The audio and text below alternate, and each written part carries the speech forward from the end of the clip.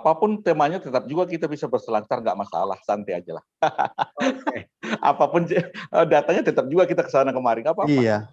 Ya Itu udah aja, nggak berarti apa-apa. terkorelasi tadi ya. Boleh nggak Ya, terkorelasi tadi? boleh. Antara Tapi apapun kitab harus siap. suci, iman, Cuma dan Mahadewa akal sehat. tadi tolong bilang jangan Mahadewa lah, Dewa aja lah.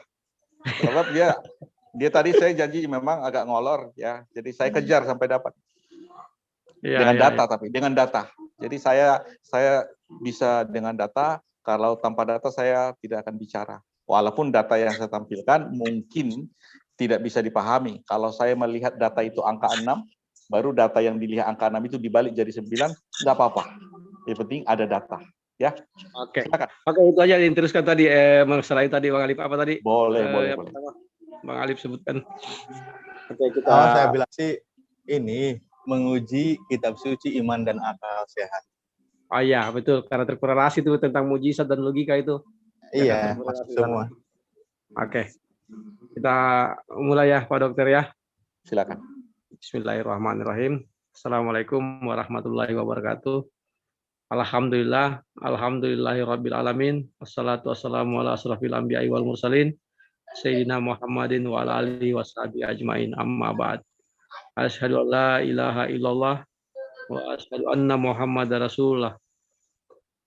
Rabbi israh li sadri wa yassir li amri wahlul 'uqdatam min lisani yafqahu qawli. Terima kasih kepada Pak Dr. Adi yang sudah kembali hadir di sini untuk berdialog dalam metode diskusi atau debat ya, debat lintas iman. Ini yang pertemuan yang ketiga kalinya dengan Ustadz Alif. Ya, Assalamualaikum Ustadz Alif.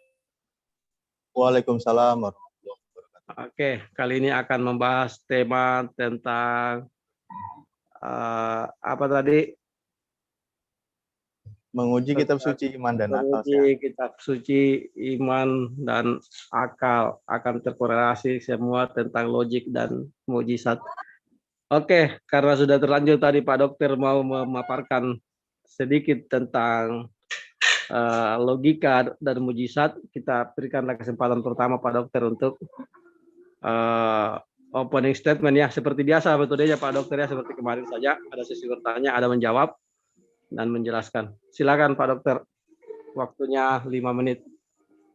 Baik, Bang Bejo, terima kasih. sebentar. Bang Bejo bisa bantu timer Bang Bejo? Ya. Timernya. Oke, tolong timernya. Sebentar dulu ya. Aku cuma model setting aja yo. Iya.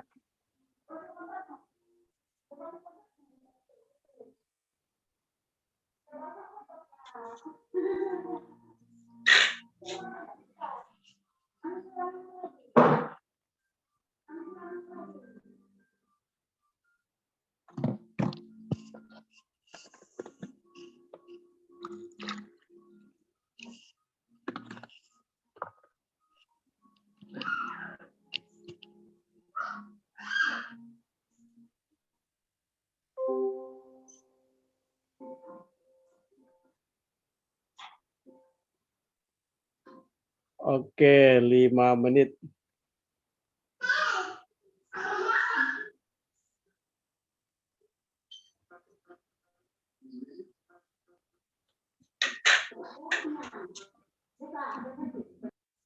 Ya, silakan Pak Adi.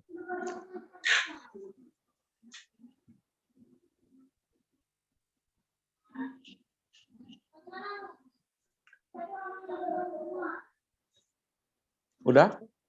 Oke, silakan Pak Dokter, silakan. Apanya belum saya ini Pak, apanya? Tamernya. Kanan Pak. Timer ada di layar.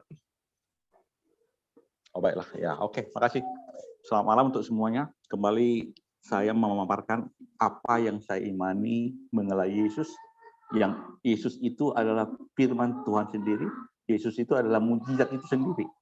Jadi karena terlanjur tadi Mahadewa tanya jawab dengan saya, walaupun saya mau mandi mau makan tetap dipaksakan. Saya mengalah. Saya satu, ternyata dia mau dua. Saya bukan marah, bukan kesal, tetapi data itu harus ditampilkan. Pertanyaannya harus mujizat itu harus bisa dipakai logika. Saya mengatakan mujizat tidak akan mampu dibuktikan dengan logika saja. Tetapi ketika saya bertanya, bagaimana Musa membela laut? Mana logikanya? Jawabannya, Musa membela laut kehendak dia sendiri atau kehendak Allah? Saya bilang kehendak Allah. Nah, itulah logikanya. Jadi kalau memang karena kehendak Allah itu logika, pertanyaan dari Pak Emil atau Pak apa tadi, Pak Emil atau Pak Ahmad, kenapa Yesus digebukin? Kenapa Yesus menetek? Kenapa Yesus ya lapar, makan? Jadi jawabannya adalah Yesus jadi manusia itu kehendak Allah. Itulah logikanya. Logikanya Allah mengutus anaknya lahir dari seorang perempuan dan takluk akan hukum Taurat. Datanya di Galatia 4 ayat 4. Yesus yang lahir dari seorang perempuan itu datanya di Lukas 1 ayat 30 sampai 35. Maria adalah perempuan yang melahirkan Yesus. Yesus yang dilahirkan Maria itu adalah anak Allah yang Maha Tinggi, satu, dan raja orang Yahudi atau yang memiliki tahta Daud, yang memiliki kerajaan yang selama-lamanya atau tak berkesudahan atau kekal. Jadi Yesus yang dilahirkan itu adalah anak Allah yang Maha Tinggi dan raja yang memiliki kerajaan kekal. Itu logikanya karena kehendak Allah. Sama seperti tadi Musa, logika membela laut karena kehendak Allah. Kalau memang itu definisi mujizat yang dibilang Mahadewa, saya nggak tahu apa Pak Alif setuju dengan Pak Mahadewa, tetapi makanya saya kejar mujizat. Mujizat itu harus logika. Saya berkatakan bahwa logika tidak bisa memahami mujizat. Tetapi iman bisa memahaminya. Karena kita beriman, maka Musa membelah laut atas kehendak Allah, maka kita bisa terima logika. Karena kita punya iman. Tapi kalau ateis memandang itu tidak mungkin. Ini tidak. Jadi kalau saya di Ibrani 11 ayat 1, iman adalah dasar dari segala sesuatu yang kita harapkan dan bukti dari segala sesuatu yang tidak lihat. Makanya dengan iman itulah saya bisa memahami Allah mengutus anaknya yang lahir dari seorang perempuan bernama Yesus yang disebut anak Allah yang Maha Tinggi, dan Yesus itulah gambar Allah. Makanya ketika saya katakan tadi Pak Ahmad coba berfoto, foto Pak Ahmad itu adalah Pak Ahmad sendiri, walaupun dalam aslinya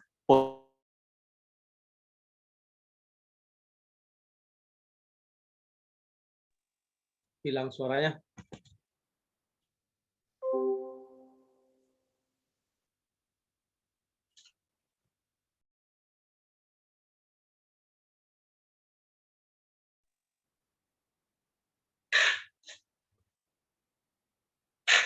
Kepental ini kayaknya beliau, jaringan ini.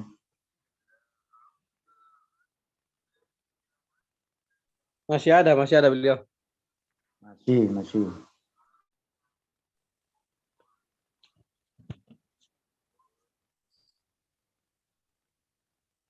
Sepertinya gangguan jaringan kayaknya.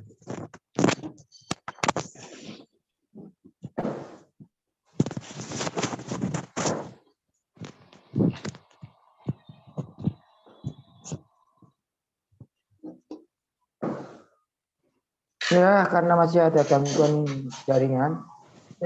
Selamat malam Pak Di.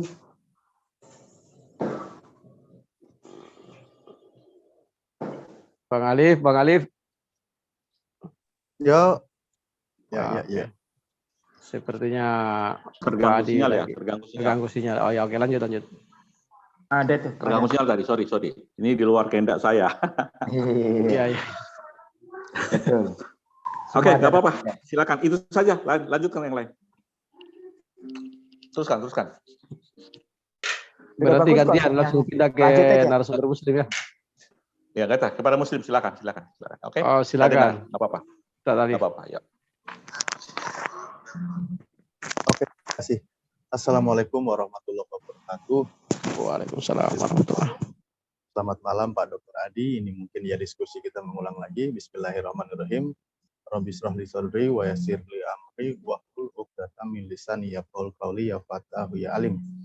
Ya, mengenai saya coba tadi rangkum ya dari beberapa diskusi dan ini dilanjutkan, maka saya bilang menguji kitab suci, iman dan akal sehat. Semuanya akan terkorelasi ya. Tapi insya Allah dalam pembahasan yang runut nanti kita pembahasannya. Saya coba ikutin dulu narasi dari awal yang Pak dokter membawa satu kisah mujizat Nabi Musa. Iya, tentu di dalam keyakinan kami ya sebagai umat Islam bahwa salah satu mukjizat Nabi Musa adalah membelah lautan, di mana peristiwa waktu itu adalah ketika dikejar Firaun dan menyelamatkan kaum Bani Israel, maka beliau membelah lautan dan Firaun sendiri dia tenggelam di lautan. Nah, apa sih itu mukjizat namanya? Kan kalau di Islam konsepnya sangat jelas ya dalam pengistilahannya. Mahwal mukjizat gitu kan. Jadi mukjizat itu amrun khariqul lil adat, peristiwa yang berlawanan dengan adat yang dilakukan peristiwa itu oleh para nabi, maka itu namanya mukjizat. Peristiwa, perkara atau perbuatan yang berlawanan dengan logika manusia gitu kan, seperti itu. Misal mukjizatnya Nabi Ibrahim ketika beliau dibakar justru api itu menjadi dingin. Ya narukun ibadah wassalaman ala Ibrahim kan gitu ayat Al-Qur'annya. Jadi api yang secara umum ketika membakar suatu akan terbakar dan gosong, maka berlawanan dengan hukum akal sehat, artinya hukum adat yang umum seperti itu, dia menjadi dingin. Nah, juga peristiwa-peristiwa yang dialami yang dilakukan oleh Nabi Musa alaihissalam. Bagaimana beliau bisa membelah lautan dengan memukul tongkatnya, kan gitu dalam satu ayat Al-Quran. Bahkan di sini, kenapa saya bilang tadi juga mengatakan kita hubungkan antara kitab suci yang tertulis, ya ini bisa share screen kah? Boleh ya. Kitab suci tertulis, keimanan dan akal sehat. Mestinya tadi saya kalimatnya iman dulu ya. Kita iman, kita percaya bahwa informasinya itu boleh share screen ya. Timer boleh break dulu. Aduh, jalan terus. Nah. Sebentar, Pak Adi tidak bisa mendengar, sinyal tidak bagus, Pak Adi. Oh nggak bisa share screen. Beliau lagi WA. Udah mulai bagus, udah bagus sekarang. Oh, udah mulai bagus ya. Gangguan. Ya, okay. Ya, mungkin Koos kalian bisa bantu share screen di surah Yunus ayat 92 ya. Surah 10. Pertama gini, iman kami menerima peristiwa itu terjadi walaupun kami tidak menyaksikannya. Kedua, informasi yang disampaikan oleh kitab suci kami di Al-Quran bahwa ada satu peristiwa di mana ketika Allah selamatkan Nabi Musa dan tenggelamkan Firaun, kalimat di dalam Al-Quran dikatakan ya di surah Yunus ayat 92. Bismillahirrahmanirrahim. Fal yauma nunajjika bibadanika litakuna liman khalafaka ayah wa inna katsiran minan nasi an ayatina laghafilun. Nah, jadi setelah peristiwa itu, maka pada hari ini kami selamatkan badanmu atau jasadmu ya, badannya Firaun, agar kamu dapat menjadi pelajaran bagi orang-orang yang datang sesudahmu, dan sesungguhnya kebanyakan dari manusia lengah dari tanda-tanda kekuasaan kami. Nah, peristiwa ini ya, ketika Allah selamatkan jasad Firaun dulu, beberapa tahun ke belakang tidak ada yang berani mengklaim bahwa jasad Firaun itu Allah selamatkan. Itu sebagai tanda bukti peristiwa. Ada satu kisah, ada satu orang yang congkak mengaku dirinya Tuhan, yang kalimatnya di Al-Quran, anna rabbukumul a'la, bahwa aku adalah Tuhanmu yang tinggi, kan gitu kalimatnya, dia berani mengatakan seperti itu, maka Allah adab dia dengan ditenggelamkan di dalam lautan, dan Allah selamatkan jasadnya atau badannya. Nah, itu dibuktikan. Akal sehat kita ternyata menerima. Awalnya iman kami cuma mengikuti saja. Kami ikuti narasinya walaupun waktu itu belum ada bukti ketika ayat ini diturunkan. Karena zaman Nabi Muhammad SAW turun di kisaran tahun 500, 600, 700. Ya, di kisaran abad seperti itu ya. Nah, lalu kapan pembuktiannya? Tapi kami sudah mengimani. Rasulullah Nabi kami Muhammad SAW waktu itu sudah mengimani. Karena beliau mengucapkan kalimat ini walaupun pada saat itu beliau belum menemukannya. Juga para sahabat, para tabi'in mengimani dan dibuktikan oleh ilmuwan sekarang. Ya, waktu habis. Ya.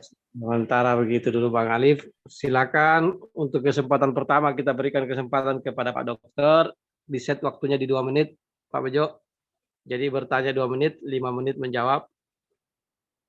Silakan Pak Dokter, timer ditampilkan, Pak Dokter punya waktu 2 menit untuk bertanya ke Ustadz Arif. Silakan. Baik, terima kasih. Jadi pertanyaan saya adalah tadi mujizat itu harus bisa diterima dengan logika. Berdasarkan awal tadi tiada mustahil bagi Allah. Lukas 1 ayat 37 yang ditampilkan Pak Emil tadi, ketika Yesus adalah anak Allah dilahirkan oleh Maria, jadi itu mujizat atau mustahil, mujizat. Jadi nggak masuk akal kata nggak logik. Jadi saya bertanya, bagaimana Musa membela laut? Mahadewa bilang itu karena kehendak Allah, maka logika. Jadi makanya saya bilang, bagaimanakah mujizat itu bisa hanya akses tanpa iman? Gitu. Bisa nggak tanpa iman membuktikan mujizat yang dilakukan Allah itu? Hanya pikiran aja tok. Artinya kalau dia tidak punya agama, bisa nggak dia membuktikan bahwa logika bahwa mujizat yang dilakukan Allah itu diterima dengan akal? Demikian Pak Alif, silakan. Oke, langsung aja Ustadz Arif. Pertanyaannya saya rasa sudah disimak. Apakah mujizat itu bisa diterima orang selain orang yang beriman? Silakan. Oke, baik. Tadi sudah ditangkap dulu ya, apa itu konsep mujizat? Itu peristiwa yang dilakukan oleh hamba Allah, oleh manusia, yaitu pada Nabi. Dan peristiwa itu kejadiannya berlawanan dengan akal sehat. Kan gitu. Tadi poinnya seperti itu ya. Adakah manusia di luar para nabi yang melakukan peristiwa di luar akal sehat? Ada. Siapa? Contoh aja banyak para dukun atau para penyihir waktu itu yang melakukan peristiwa seperti itu. Tetapi namanya bukan mukjizat, karena mukjizat itu adalah Allah yang berkehendak itu, Allah yang membimbing mereka melalui nabinya. Konteksnya seperti itu.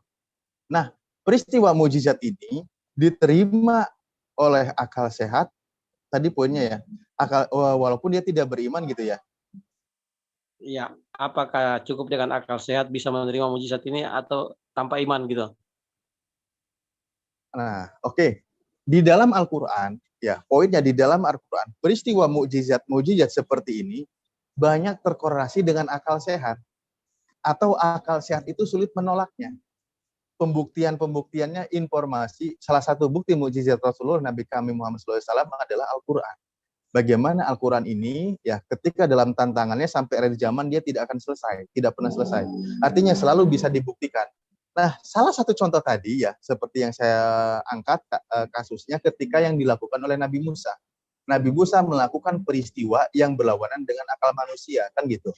Mukjizat itu sebenarnya melemahkan sesuatu atau dia menundukkan sesuatu sehingga peristiwa itu terjadi. Itu nama mukjizat ya.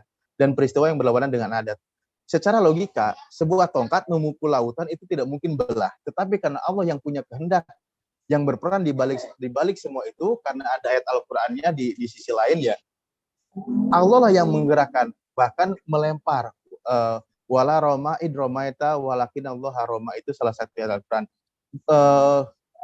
Tidaklah engkau melempar ketika engkau melempar, walakin Allah haroma, tetapi Allah lah yang melemparkannya. Pada prinsipnya demikian, Allah yang maha itu. Nah, ketika peristiwa membelah lautan itu terjadi, saya bilang tadi, mungkin orang-orang musyrikin, orang-orang yang tidak pernah membaca kitab, baik dari Al-Quran maupun kitab Taurat, mereka tidak akan pernah percaya peristiwa itu terjadi, gitu kan. Atau mungkin orang membaca Al-Quran, tapi dia tidak punya iman, tidak percaya. Dia membaca Taurat, orang ateis membaca Taurat bahwa Musa membelah lautan, dia tidak akan percaya. Kenapa? Tidak ada pembuktian. Nah, bagaimana dibuktikannya di Al-Quran? Seperti saya bilang, didukung tadi pembuktiannya. Ya, ketika seseorang membaca kitab Kejadian, mungkin di kitab Bapak ya, kitab Kejadian tentang Musa membelah lautan, orang ateis yang membaca, saya tidak tahu, mungkin dia akan mengatakan ini dongeng belaka. Karena tidak ada bukti, fakta yang mendukung. Nah, bagaimana dengan Al-Quranul Karim? Nah, Al-Quran, fakta mendukungnya adalah seperti ayatnya yang tadi katakan. Ketika Al-Quran menarasikan, menginformasikan bahwa lautan terbelah dan Fir'aun laknatullah waktu itu ditenggelamkan dan diselamatkan jasadnya ditemukan. Nah, saya belum ini ya, cari mungkin nanti bantu carilah. Ketika orang itu pun kalau tidak salah dia menjadi mu'alaf yang menemukan jasad Fir'aun. Mungkin nanti kalau saya salah ini juga dimaafkan, tetapi mungkin dibantu sama yang lain yang mengenai peristiwa ini. Karena apa? Al-Quran sudah menyebutkan badan Fir'aun itu diselamatkan. Dan buktinya ada. Ketika orang itu tidak beriman, tetapi faktanya Al-Quran menginformasikan yang benar. Jadi bisa diterima oleh orang yang tidak beriman. Itu salah satu peristiwanya. Ada beberapa sebenarnya informasi dalam ayat Al-Quran yang informasinya itu awalnya kalau orang yang awam itu atau teknologi belum menemukan, selalu mengatakan, sok tahu banget sih ini kitab suci kan gitu. Kayak gini nggak mungkin, ini nggak mungkin, sok tahu, atau Nabi kami, Nabi Muhammad SAW sok tahu. Tetapi makin ke sini, makin hari, teknologi, ilmu pengetahuan makin berkembang, akhirnya apa? Al-Quran ternyata benar. Itulah kenapa Al-Quran banyak dibuktikan dan banyak orang yang salah satu asbabnya menjadi mu'alaf adalah karena apa? Beliau banyak menemukan terkorelasi antara teknologi maupun ilmu pengetahuan dengan ayat Al-Quran. Masih ada waktu kah? 30 detik. Oh ya, baik.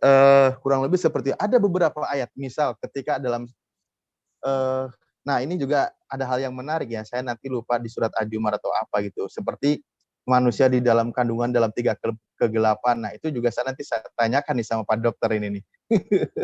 Itu bagus gitu. Karena apa? Manusia itu ada 3 lapis kegelapan. Artinya ada lapisan beberapa ayat. Itu bagian dari mukjizat Al-Quran. Informasinya bagaimana mungkin Al-Quran bisa menyebutkan seperti itu.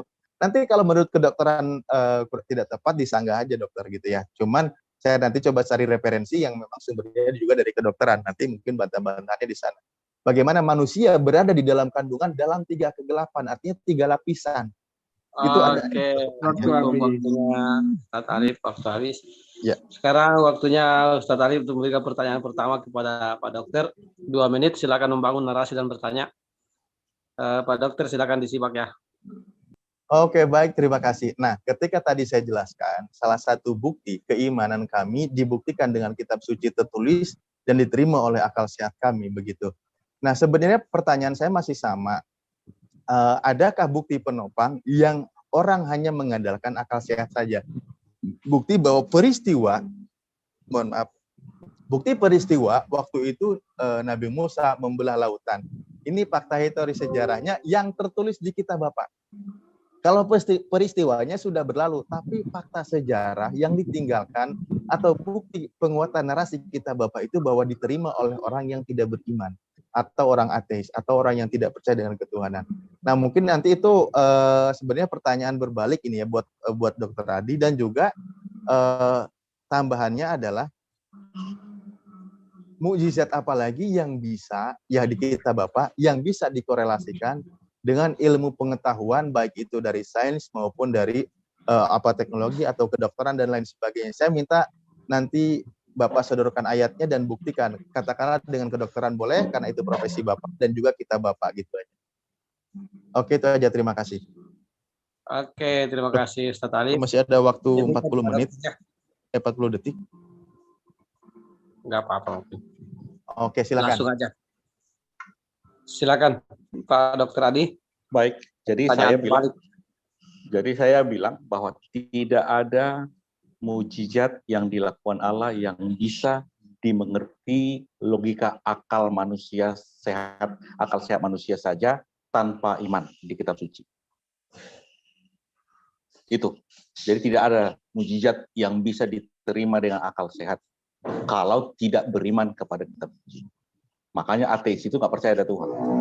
Itu jawaban saya tentang itu. Baru tentang mukjizat, kalau memang ada data-data, saya mengatakan tadi bahwa Yesus adalah anak Allah yang maha tinggi yang dilahirkan dari seorang perempuan. Lalu ada pertanyaan tadi, logik nggak bahwa Yesus itu Tuhan menyusui? Logik nggak? Jadi data-data kembali ditampilkan Lukas 1 ayat 30-38. Tiada yang mustahil, ada mukjizat. Jadi Allah sudah mengatakan di Galatia 4 ayat 4 bahwa Allah mengutus anaknya lahir dari seorang perempuan. Perempuan yang dimaksud adalah Maria. Datanya Lukas 1 ayat 30-38. Perempuan yang dimaksud yang melahirkan anak Allah itu bernama Maria. Malaikat mengatakan kepada Maria, kamu akan melahirkan laki-laki dan sebutlah namanya Yesus. Yesus itu akan disebut anak Allah yang maha tinggi. Dan Yesus itu juga akan mewarisi tata Daud yang memiliki kerajaan kekal selama-lamanya dan tak berkesudahan. Mana mungkin saya bisa melahirkan tanpa suami? Maka malaikat berkata, tiada mustahil bagi Allah. Itu mujizat. Tetapi tanpa ada tertulis di kitab suci, tidak akan percaya, masa Allah punya anak? Sama seperti yang diyakini oleh Muslim sekarang. Allah nggak mungkin beranak, mustahil. Padahal, Lukas 1 ayat 37, bagi Allah tidak ada yang mustahil. Itu konteksnya. Maria berkata, gak mungkin saya punya anak karena saya belum memiliki suami. Itu katanya di Lukas 1 ayat 34 ya kalau salah. 34. Kata Maria kepada malaikat, bagaimana hal itu mungkin terjadi? Karena aku belum bersuami. Padahal malaikat mengatakan, itu Yesus itu seorang laki-laki yang bernama Yesus itu disebut anak Allah yang maha tinggi. Disebut memiliki tahta Daud dan kerajaannya selama-lamanya dan tak berkesudahan. Jadi mana mungkin terjadi saya belum suami. Malaikat berkata di ayat 7, sebab bagi Allah tidak ada mustahil. Kata Maria, sesungguhnya aku ini adalah hamba Tuhan, jadilah padaku menurut perkataanmu itu. Jadi karena iman, maka mujizat itu bisa dipahami. Jadi makanya kepada Mahadewa saya katakan, mujizat itu tidak bisa dipahami hanya akal sehat saja, kecuali beriman dengan kitab suci. Itu demikian Bapak. Sekian. Oke, silakan Bang Ustadz Alif. Sederhana jawabannya kalau Pak Dokter ini artinya tidak bisa dibuktikan mujizat itu. Menurut beliau tidak masuk akal karena harus orang beriman. Agak berbeda dengan Islam memangnya. Karena tadi kalau Ustadz Alif dia mengatakan mujizat itu tetap bisa dibuktikan meskipun berlawanan dengan akal. Silakan Bang Alif. Silakan Pak Dokter. Pertanyaan kedua, kesempatan kedua kalinya untuk bertanya ke Ustadz Alif. Bagaimana bisa membuktikan mujizat itu tanpa kitab suci, tanpa beriman? Silakan Bapak. Gimana? Itu. Pertanyaan Pak Dokter, bagaimana bisa membuktikan mujizat itu tanpa beriman? Ya. Membuktikan mukjizat itu tanpa beriman. Nah, Pak Dokter begini, kita sekarang berada di zaman bagaimana kecerdasan, teknologi, informasi, dan temuan-temuan itu terbuka, Pak. Ya, kita bukan hanya tentang mengandalkan sebuah sebuah doktrin, maaf kata ya, yang memang tanpa ada fakta pendukung pendekatan akal sehat atau logika, sehingga saya kembalikan aja. Saya tadi buktikan begini Pak, peristiwa, ingat ya, di dalam konsep Islam, yang namanya mukjizat adalah peristiwa yang berlawanan dengan hukum biasa, hukum adat, yang dilakukan oleh para nabi, itu pertama konteksnya. Nah, ketika peristiwa itu dibuktikan, ya, kejadian itu dibuktikan. Nah, sekarang bagaimana kita menemukan bukti fakta itu, informasinya kita dapatkan sehingga orang sekarang yang menggunakan akal sehat yang kritis, yang ditopang oleh sebuah teknologi maupun media informasi, mereka yang tidak beriman mendukung. Sekarang begini Pak Dokter, saya bilang tadi umpamakan begini, ketika Al-Quran, kan Bapak tadi, jangan bawa-bawa Kang Dewa terus lah, udah move on ya. Saya ntar dulu jadi ingat terus. Ketika tadi Bapak mengangkat satu peristiwa mujizat yang dilakukan oleh Nabi Musa, saya pun minta fakta pendukung bagaimana bisa diterima oleh logika orang yang tidak beragama atau tidak pernah membaca kitab suci dari keduanya. Maksudnya baik itu dari Islam maupun dari pihak Kristen. Al-Quran menarasikan informasinya sudah berlalu, tapi ada yang diabadikan. Artinya ada yang diselamatkan. Apa itu badannya? Nah, peristiwa mujizatnya sudah berlalu, tapi fakta pendukungnya bisa dibuktikan di hari kemudian. Seperti jasadnya Fir'aun. Nah, makanya tadi saya minta, adakah di Bible atau di kitab Bapak, fakta pendukung dibuktikan oleh orang yang tidak beragama? Justru saya tadi tanya balik. Kalau di Islam ada fakta pendukungnya. Salah satu mujizat Nabi Muhammad, Nabi Muhammad SAW adalah apa? Al-Quran. Itu saya sudah disebutkan.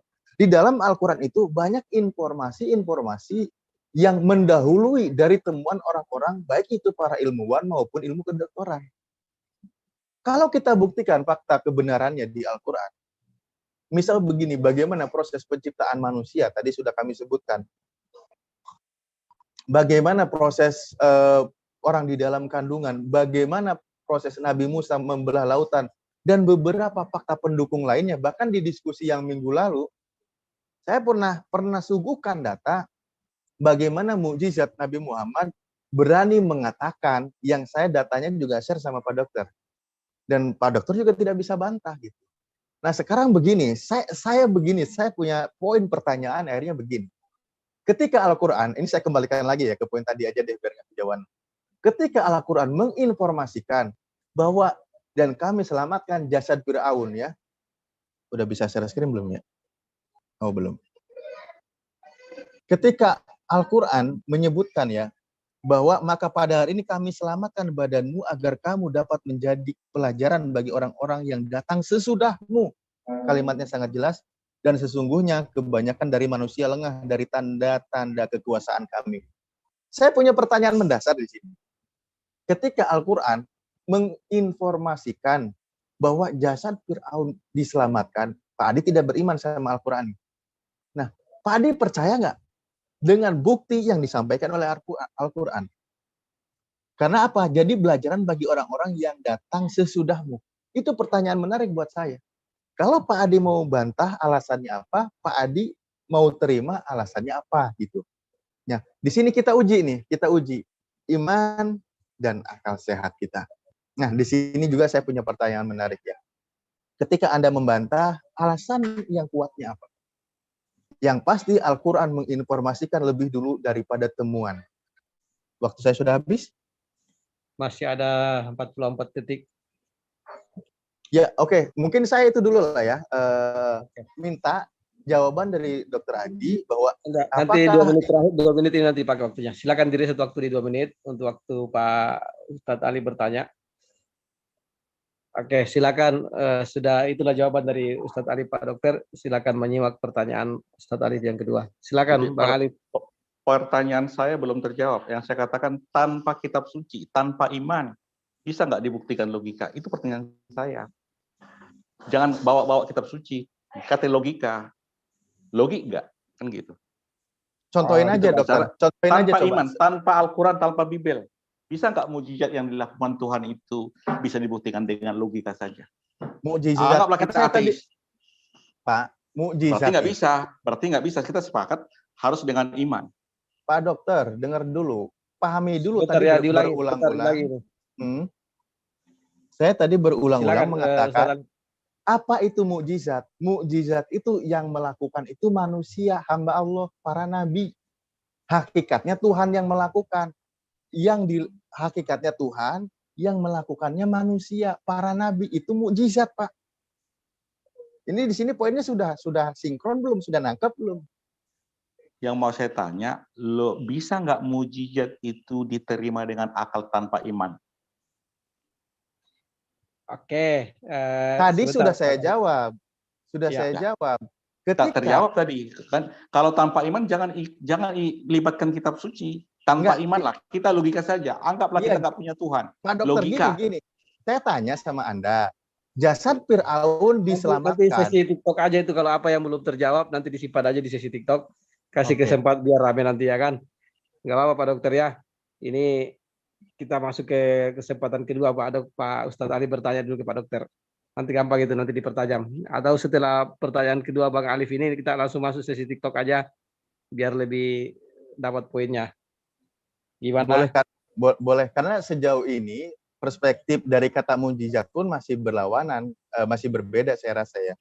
Ya. Karena yang melakukan mukjizat itu para nabi atau para utusan Allah gitu. Itu yang melakukan mukjizat. Yang namanya mukjizat itu saya tadi sudah katakan peristiwa yang kejadian yang berlawanan dengan akal sehat manusia. Yang berlawanan dengan logika gitu. Misalkan saya contohkan tadi begini, ketika para nabi sebelumnya, Nabi Musa membelah lautan hanya dengan memukul tongkatnya. Secara akal sehat itu tidak mungkin terjadi. Tetapi karena Tuhan berkehendak itu terjadi, maka dengan memukul tongkat ke dalam lautan, lautan terbelah. itulah yang dikatakan mukjizat. Tuhan yang bekerja di balik semua itu. Karena Oke. Tuhan yang maha mengendalikan segala sesuatunya. Kok waktunya Oke, belum jalan? sebentar, Ustaz Alif. Sebentar, kita dengar juga dulu dari Pak Dokter. Menurut Pak Dokter, dalam keimanan Pak Dokter, apa itu mukjizat? Itu aja dulu. Supaya kita sama perspektifnya kan. Silakan dulu Pak Dokter. Baik, menurut saya mukjizat itu tidak bisa dipahami dengan akal sehat saja. Jadi Oke. kalau berlawanan, ya memang nggak masuk akal. Itu mukjizat. Oke. Tapi kalau dia bisa diterima akal sehat, itu nggak mukjizat namanya. Contoh, kalau memang Tuhan berbuat itu, ternyata manusia juga berbuat, berarti sama dong. Nggak ada bedanya. Oke, berarti cuma itu dia kalau Bang Alif tadi itu memang pemaparannya lengkap mengenai mukjizat adalah suatu peristiwa, suatu kejadian yang dilakukan oleh manusia, yang Nabi. berlawanan dengan logik apa yang tidak bisa diterima secara logik ya, berlawanan dengan adab atau berlawanan dengan situasi normal lah. Nah, itu adalah mukjizat. Tapi yang bisa dilakukan cuma para nabi saja yang melakukan mukjizat. Itu kalau dalam Islam kami begitu, Pak. Namun di dalam Islam tidak ada yang tidak masuk akal dan pasti masuk akal. Itu meskipun tidak logik, cuma masuk akal karena Allah yang bekerja di situ, sesuatu zat yang maha kuasa. Oke, begitu pemahamannya mengenai mukjizat. Silakan Ustadz Ali, pertanyaan yang kedua ke Pak Dokter. Nanti setelah ini masuk kita sesi TikTok 45 menit ke depan. Silakan. Aduh, saya pikir udah mau TikTok ini. Saya punya jadi begini, atau gini aja deh pertanyaan. Itu kan peristiwa mukjizat para nabi terdahulu. Satu poin pertanyaan saya adalah, mukjizat Nabi Muhammad itu adalah salah satunya adalah Al-Quran Al-Karim. Apa itu? Saya bilang tadi katakan peristiwanya, informasinya banyak keanehan dan dibuktikannya menyusul oleh ilmu pengetahuan. Nah, pertanyaan saya buat Pak Adi tidak beriman dengan Al-Quran, ya, dengan kepada Nabi Muhammad. Ingat, saya katakan ulangi lagi, peristiwa ini informasi yang ajaib dibuktikan oleh Al-Quran. Ketika Al-Quran mengatakan bahwa jasad Fir'aun terselamatkan atau diselamatkan oleh Allah, nah, Pak Adi percaya atau tidak dengan informasi ini? Itu pertanyaan saya. Kedua, saya minta bukti fakta mukjizat yang dilakukan oleh Yesus yang bisa dibuktikan di zaman ini melalui Bible Anda. Itu aja, terima kasih. Baik, jadi karena saya tidak beriman ke Al-Quran, ya saya tidak percaya apa yang dikatakan Al-Quran. Oke, Itu jelas. itu aja jawabannya. Ya, seperti Bapak juga tidak percaya yang mengatakan Bible. Itu jelas. Jadi yang saya mau tadi mukjizat memang ini Mahadewa. Selamat malam Pak Mahadewa. Jadi pertanyaan kita logika ini bermula di situ. Sebentar dulu Pak Dokter, biar diselesai, biar lanjut dengan Ustadz Alif ini masuk sesi Jadi aja. sambil menyelam minum nanti air. Jadi karena mukjizatnya itu tadi, karena itu kehendak Allah, maka itu mukjizat saya terima dengan iman. Karena Allah yang berkehendak, maka diterima dengan logika. Tapi tanpa Bang Bejo, logika, coba di-set waktunya Pak Bejo, 40 menit. Sebentar Pak Dokter, biar Ustadz Alif dengan Pak Dokter ini selesaikan dulu masalahnya ini mukjizat di 40 menit.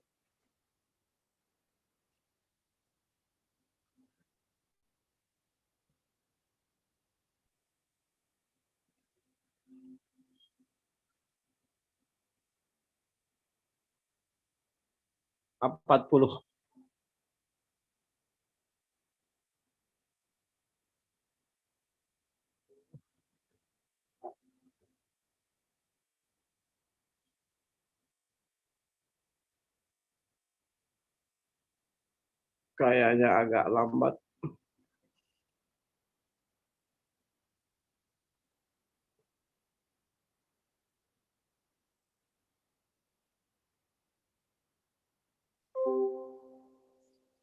Angka 4 baru 0.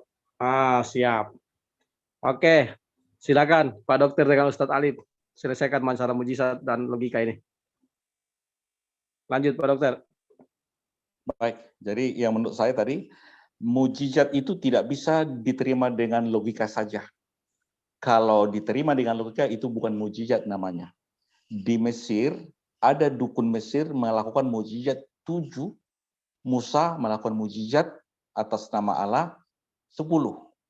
mujizat itu tidak bisa diterima dengan akal sehat. Tetapi kalau kita beriman, sangat bisa diterima. Maka saya setuju dengan Pak Dewa tadi, kalau itu karena maka Musa membelah laut, bisa diterima logika karena iman. Jangan bawa-bawa saya dulu Pak, nanti kalau sama saya aja ya. Jangan bawa-bawa saya, makanya saya naik itu karena nama saya dibawa-bawa ini. Iya, sudah saya bawa tadi, nggak apa-apa. Jadi saya topik per topik harus tuntas. Mau ada apa-apa, nggak mungkin ada apa-apa. Oke. Harus tuntas. Topik per topik, topik per topik, ya kita harus bahas. Ya, jadi kalau topiknya nggak selesai, ya kita kan nggak ada pembelajaran kepada yang lain. Ini topik kita mujizat. Menurut saya, menurut yang saya miliki sebagai seorang yang memiliki akal sehat, kalau mujizat itu bisa masuk akal tanpa iman, itu bukan mujizat namanya. Tetapi kalau karena iman, itu bisa diterima dengan logika, itu boleh diterima karena iman. Namun kalau hanya akal budi sehat saja, tanpa iman, tanpa kitab suci, itu tidak bisa masuk akal. Demikian. Oke, terima kasih Pak Dokter. Saya boleh share screen aja boleh ya, biar kita lebih nendang gitu menyuguhkan fakta datanya. Ya, siapa yang co-host? Co-host coba diatur di settingnya dibuka untuk share screen itu. Bang Awi udah co-host kayaknya. Oh ya kah? Nggak sadar. Oke. Sorry. Saya buka aja dulu share screen-nya kalau gitu. Aman aja. Oke, silakan share screen. Oke, sambil nunggu share screen, jadi begini Pak Dokter, saya bilang tadi, mukjizat itu sebenarnya melemahkan atau mengalahkan peristiwa sesuatu, menundukkan. Sehingga ketika itu berlawanan dengan akal, maka peristiwa itu bisa terjadi. Ini saya ulang berkali-kali. Nah, mukjizatnya Al-Quran itu menundukkan, mengalahkan akal manusia. Ketika orang itu merasa sombong, tidak mau mengambil pelajaran, Allah tundukkan akal orang itu. Saya buktikan begini.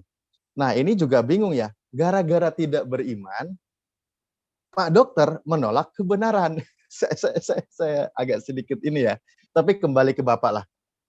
Ini saya kembalikan keluarkan ayatnya ya. Di surah Yunus ayat 92. Maka pada hari ini kami selamatkan badanmu agar kamu dapat menjadi pelajaran bagi orang-orang yang datang sesudahmu. Jadi kisah Firaun ini, si Firaun ini diselamatkan jasadnya, tujuannya menjadi pelajaran orang-orang sesudahnya Firaun gitu. Dan sesungguhnya kebanyakan dari manusia lengah dari tanda-tanda kekuasaan kami. Nah, ini saya punya pertanyaan. Saya uji logika akal sehatnya Pak Dokter di sini. Saya tadi katakan, jadi gini, ketika Nabi Musa melakukan mukjizat membelah lautan, Nabi Musa belum tentu tahu atau tidak tahu bahwa jasad Firaun diselamatkan. Karena peristiwanya selesai. Al-Quran sebagai mukjizat melemahkan, menundukkan orang-orang yang melawan tentang kebenaran. Nah, di antaranya apa? Menginformasikan, ini Al-Quran ya, bahwa jasad Fir'aun diselamatkan.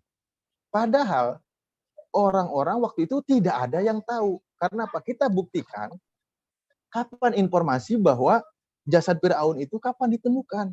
Nah, kan gitu. Nah, sekarang begini, informasi yang dari Al-Quran ini, saya tanya sekali lagi nih sebelum dilanjutkan, ya bahwa jasad Fir'aun itu diselamatkan dan dibuktikan ditemukan. Pak Dokter percaya tidak? Saya minta jawab dulu. Saya kan tidak melihat langsung, jadi saya nggak percaya. Oke, saya coba membuka satu referensi, misal gini di Kompas ini ya. Ya, kompas.co.id. Terkesima melihat jasad Fir'aun. Jasad Fir'aun, Raja Mesir kuno yang masih utuh, dari kaki hingga kepala meski sudah 3.000 tahun lebih menjadi daya tarik pengunjung Museum Nasional Mesir. Nah, kalau fakta ini, Bapak percaya tidak?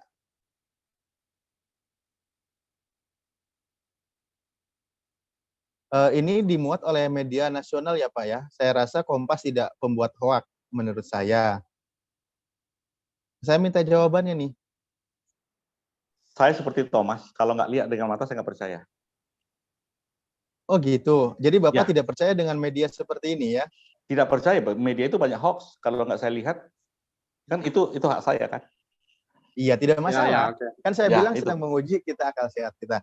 Nah, ya makanya saya bilang dalam hal ini karena saya walaupun itu tertulis, kan media-media itu kalau nggak saya lihat langsung. BBC saya pun memuatnya Pak. Ya betul, sekalipun dimuat semua, karena saya punya prinsip kalau nggak saya lihat langsung nggak percaya, itu hak saya untuk malam ini. Boleh kan? Lah, Bapak lihat langsung Yesus nggak, Pak? Saya nggak lihat langsung, tapi karena iman, ini kan kalau logika harus melihat mata sendiri. Kalau nggak saya lihat, saya nggak mau percaya. Itu logika. Tapi Ya, kalau iman boleh. Nah itu Pak bedanya. Kalau tanpa iman, saya nggak bisa percaya mujizat. Tetapi dengan iman itu boleh percaya. Jadi sekalipun ada berita-berita apa semua, kalau nggak saya lihat, ini logika, saya nggak mau percaya. Oh gitu. Ya, itulah Jadi, iman. ya silahkan ya. Ketika Anda tidak beriman, walaupun informasi ini tidak berlawanan dengan akal sehat, Bapak tetap tidak akan percaya ya. Poinnya di situ ya. Kalau itu berita, sebelum saya kan cek dan recheck. Kalau itu berita, saya lihat dulu.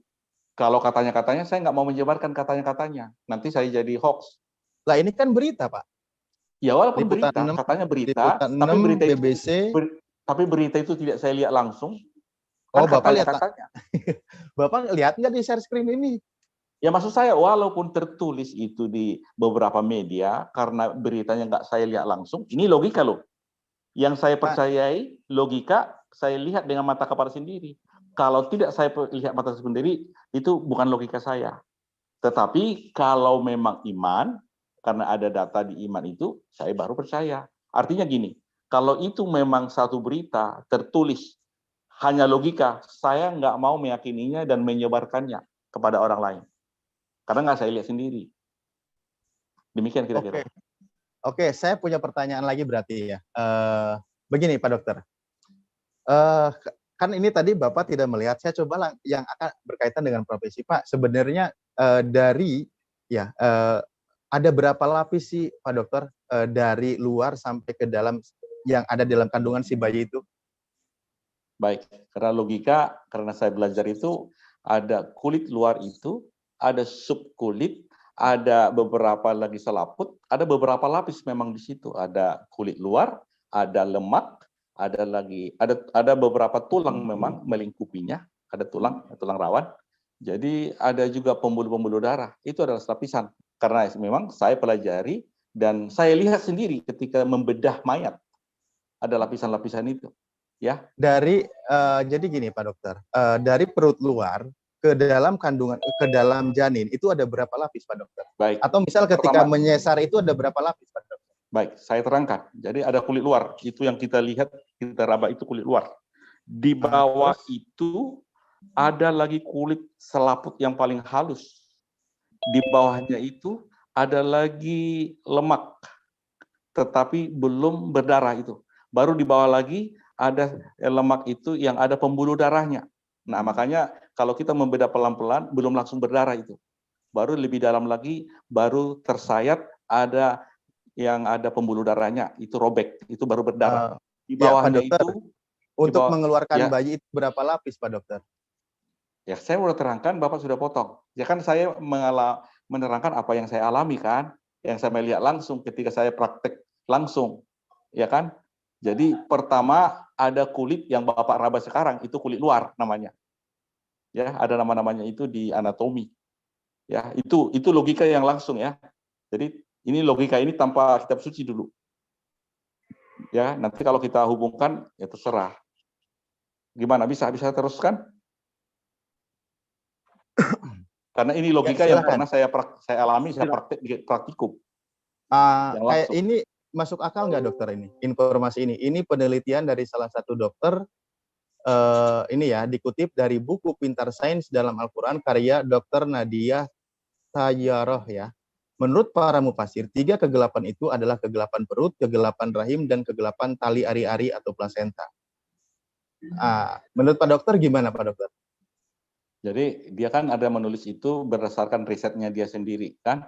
Jadi seandainya kami berkomunikasi dengan penulis, bisa saja kan komunikasi. Tetapi yang saya pahami adalah kulit luar sendiri itu satu lapisan. Yang Bapak lihat dan raba itu perut Bapak sendiri dulu. Itu pertama, satu lapis sudah. Ya. Lapis kedua itu ada otot yang belum ada arterinya. Jadi ketika itu dirobek belum langsung berdarah. Baru yang ketiga itu setelah lebih dalam lagi ada itu otot yang ada pembuluh darahnya. Jadi ada dermis, kulit, epidermis di bawah kulit. Ada lagi otot, nggak ada baru lagi selaput. Ada lagi kapum. Jadi banyak sebenarnya di situ. Makanya aku bilang kalau kami diskusi sama penulis, kami bisa logika. Sementara kita kan diskusi bukan sama penulis. Jadi yang dimaksud penulis apa, biar saya pahami. Ya, di sini dijelaskan sih semua dokter. Di sini dijelaskan ada perut, semua kan. Rahim, serta selaput. Ya. Amnion. Itu kan pemahaman dia. Perut yang dimaksud itu apa? Ada yang nangis anaknya.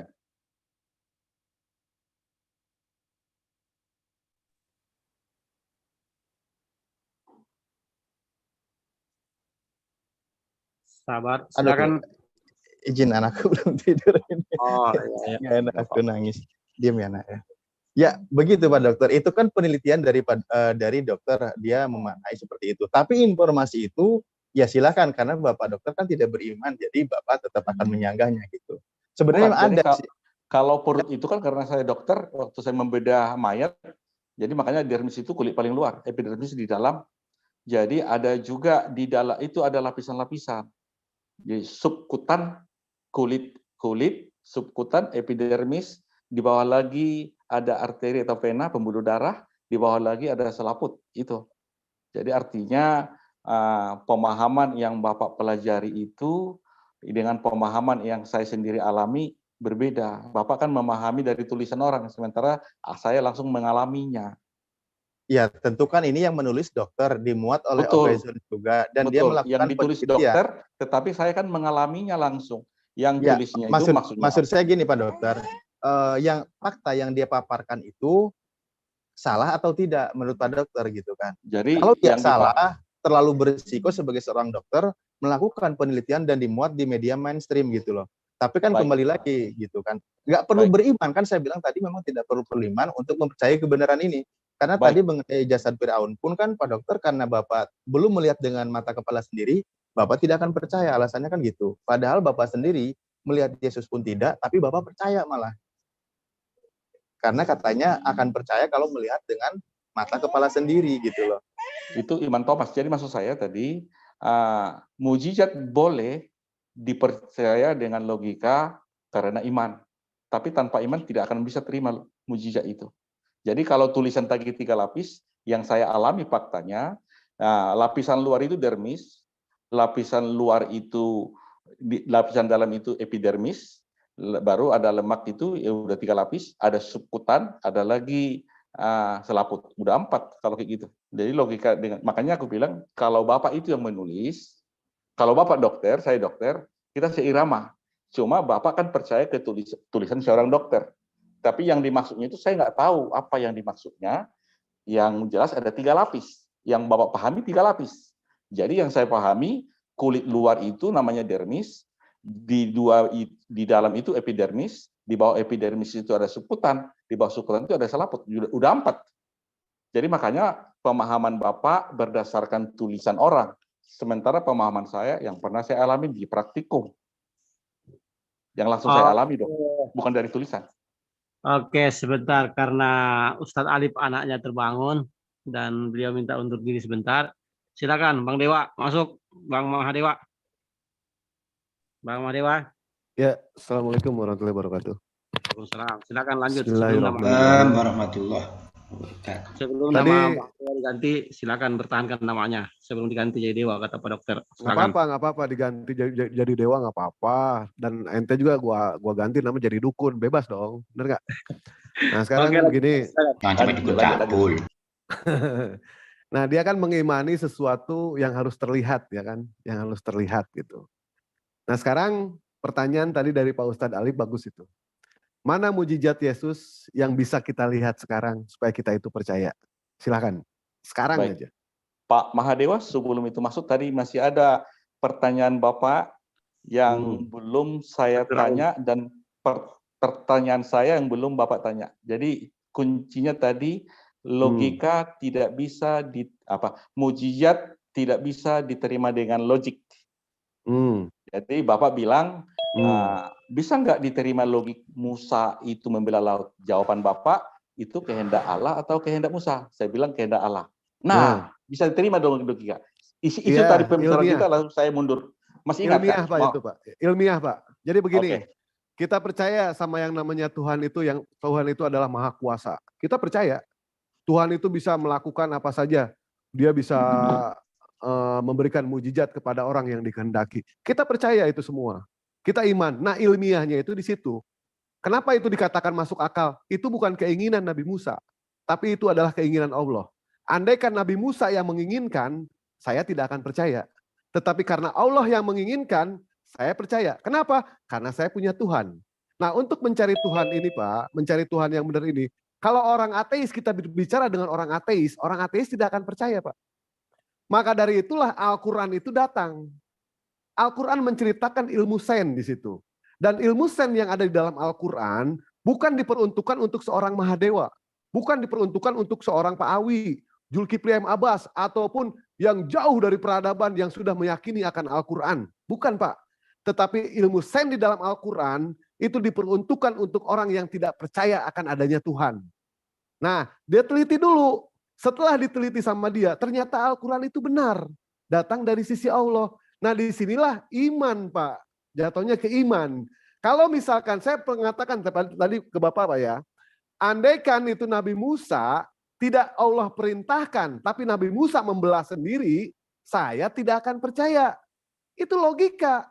Tetapi karena Allah yang menginginkan, Allah yang memerintahkan, berkehendak kepada Nabi Musa untuk membelah lautan menggunakan tongkat, itulah logika ilmiah di situ Pak. Allah yang menginginkan. Bukan Nabi Musa yang menginginkan. Nah, kalau tadi saya sudah menjawab mengenai Isra Miraj Pak ya. Isra Miraj pun seperti itu Pak. Saya menjelaskan kepada rekan-rekan yang ada di sini semua, apakah Isra Miraj itu masuk logika? Tidak masuk logika Pak.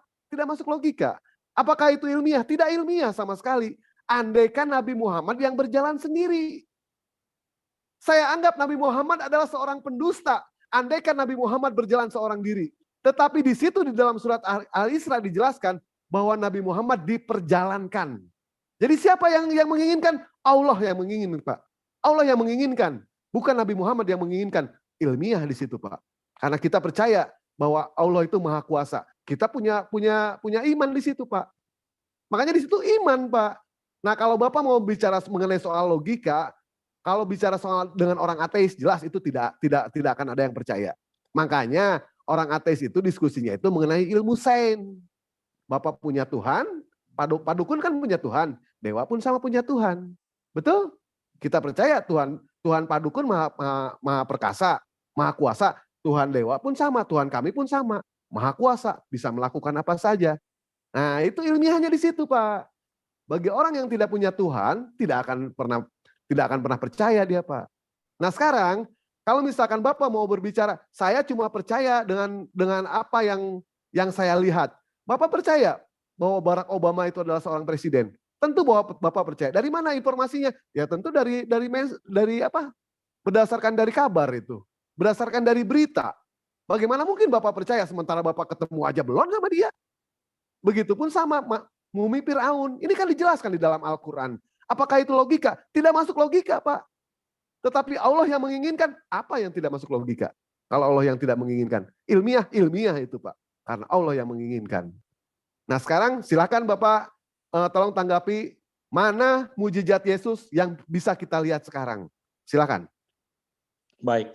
Jadi saya respon dulu tadi tentang Musa. Jadi yang saya katakan tadi, Musa bisa membelah laut, diterima logika karena kehendak Allah. Jadi karena iman. Bapak setuju kan? Setuju. Ya, tapi tanpa iman, makanya saya bilang tadi, logika atau mujizat tidak bisa dibuktikan dengan logika saja. Harus dengan iman. Tapi tanpa beriman, logika itu tidak bisa diterima. Bapak setuju? Setuju.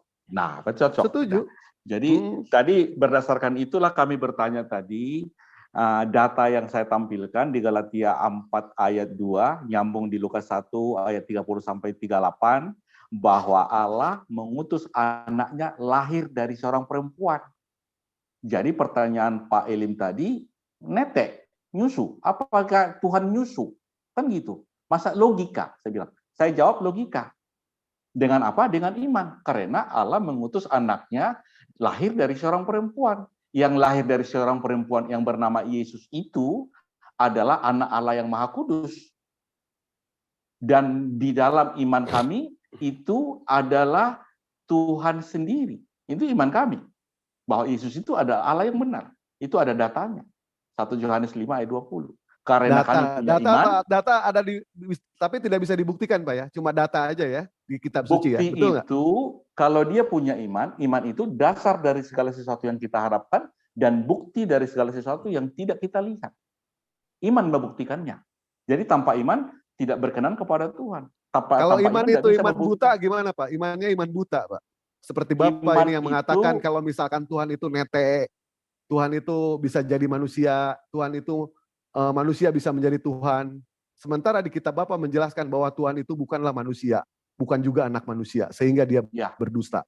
Apa ini tidak buta, Pak, iman seperti ini, Pak? Tidak bertentangan. Jadi datanya, kenapa saya katakan data? Allah mengutus anaknya lahir dari seorang perempuan dan takluk kepada hukum Taurat. Itu datanya Galatia 4 ayat 4. Setuju. Kalau itu pengutus, setuju. Allah mengutus, saya setuju. Tetapi Tuhan tidak mungkin nete. Terus, mengutus anaknya yang lahir dari seorang perempuan, setuju nggak? Setuju. Berarti lahir. Kalau dia lahir dari seorang perempuan, yang lahir dari seorang perempuan itu, setuju bahwa itu yang lahir seorang perempuan itu bisa nete? Setuju, bisa. Nah, itu membuktikan bahwa Yesus yang lahir dari seorang perempuan bernama Maria itu, yang disebut anak Allah yang Maha Tinggi, selama di dunia proses mulai bayi menetek sampai usia 8 hari dia disunat. Datanya Lukas 2:21, usia 12 tahun dibawa ke bait suci, setelah dewasa dibaptis, dan dia disalib, dianiaya. Datanya Matius 16 ayat 21, saya akan ke Yerusalem, saya akan dianiaya, saya akan dibunuh, tetapi pada hari ketiga saya akan dibangkitkan dari antara orang mati. Itu data. Iya, data. Nah, saya setuju itu. Nah, sekarang setuju nggak Bapak ada Tuhan nete? Bukan Tuhan yang menete, tetapi itu, Tuhan yang telah menjadi manusia. Ya, setuju nggak ada Tuhan nete, Pak? Tuhan bukan nete. Yang menete itu Tuhan yang telah menjadi manusia. Kalau telah menjadi manusia bukan Tuhan lagi dong. Terus Tuhannya kemana, Pak? Tuhan tetap sebenarnya saya terangkan dulu persepsi Kristen.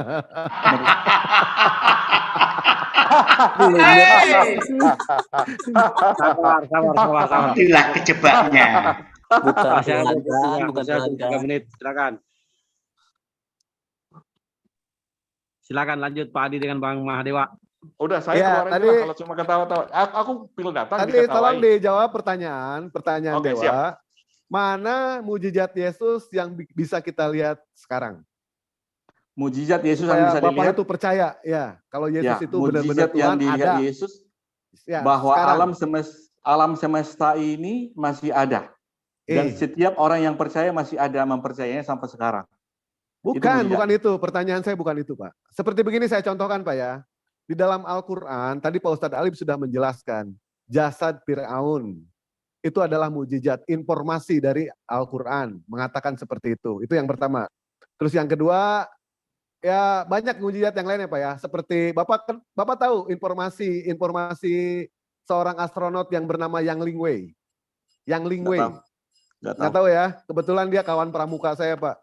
Nah, dia itu Pak dengan sombong mengatakan, aku adalah satu-satunya orang yang pernah mendengar kalau bintang mengetuk. Ternyata informasi itu ada di dalam Al-Quran sebelumnya, Pak. Surah At-Tariq.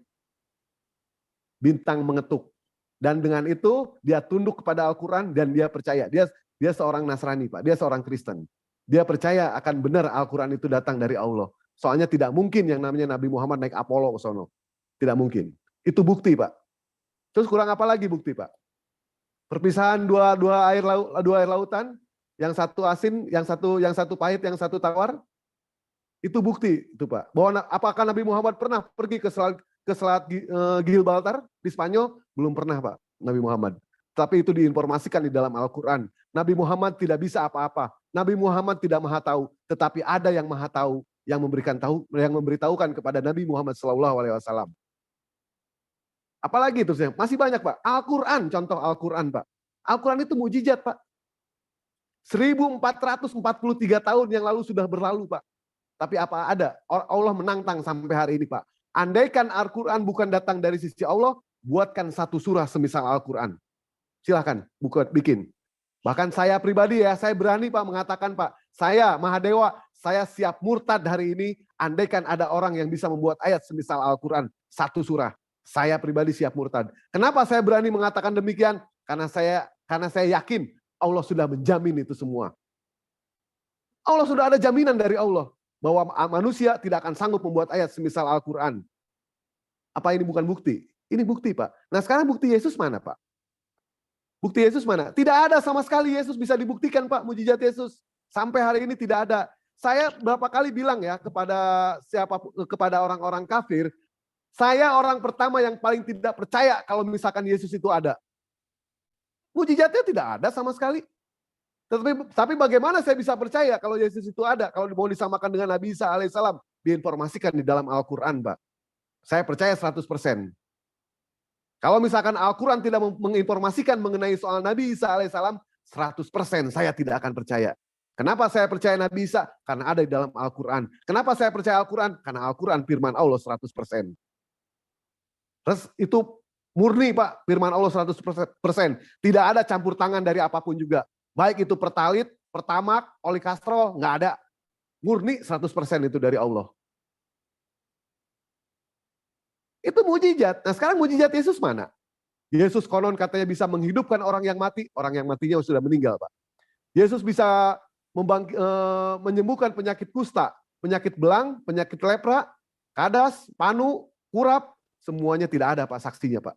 Melainkan hanya diinformasikan di dalam Al-Quran. Karena semua mujizat yang diberikan sama Allah Subhanahu wa taala dari zaman Nabi Musa, semua Allah angkat Pak mujizatnya. Tidak ada sama sekali yang bisa kita lihat. Tetapi beda dengan halnya Nabi Muhammad SAW, mujizatnya sampai sekarang tidak diangkat sama Allah. Itulah Al-Quran Nur Karim Pak. Berisi tentang ilmu sains, informasi, menandakan keberadaan Allah Subhanahu wa taala. Nah sekarang mana? Mana bukti Yesus itu? Mujizat Yesus yang bisa kita lihat sekarang. Silahkan. Saya tunggu sampai hari kiamat kurang 2 hari. Silahkan Pak. Baik, saya jawab nggak usah 2 menit. Jadi mujizat Yesus adalah bahwa dia sendiri adalah firman Tuhan itu datang ke dunia untuk menyelamatkan. Setiap yang percaya kepadanya beroleh hidup kekal. Dan hanya Yesus yang berani berkata, akulah jalan dan kebenaran dan hidup. Jadi sekalipun engkau menyelidiki kitab-kitab suci, sekalipun kitab suci menulis tentang aku, engkau tidak datang untuk memperoleh hidup itu. Hanya Yesus yang berani berkata, aku memberikan hidup kekal kepadamu. Datanya di Yohanes 10 ayat 28. Tidak perlu saya tahu bagaimana dunia ini. Tetapi yang saya tahu, kitab suci itu, firman itu adalah penuntun bagi saya untuk memasuki kerajaan sorga. Demikian Pak. Berarti itu tidak ada ya mujizat Yesus yang bisa kita lihat sekarang itu. Itu mujizatnya saya ke sorga. Mana mujizatnya? Itu saya ke sorga.